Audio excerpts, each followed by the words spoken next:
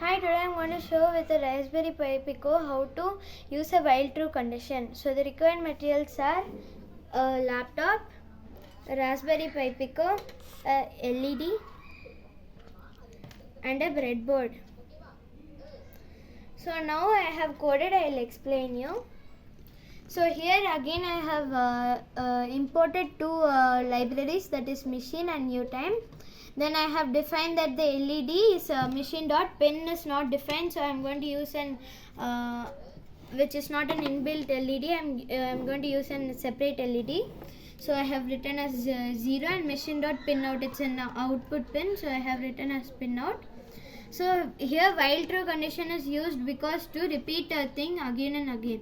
So here LED is on, first it will be on, then it will be silent for 2 seconds, then it will get off, then it will be silent for 2 seconds, then it will be on, and then it will show that LED is on, LED on in the shell.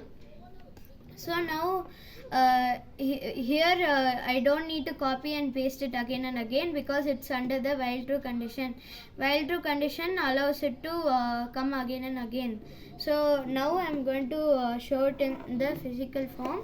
So now I took a breadboard and I have took the Raspberry Pi Pico. I have connected them.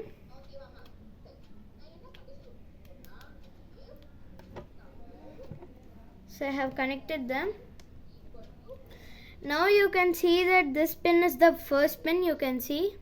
So now I connect the positive of the LED till there.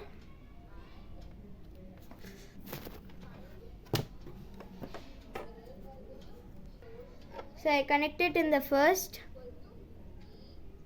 Then the ground pin is in the third. So I am going to connect the first over here and third over here. So first here and third here. Now I have connected, I will run it.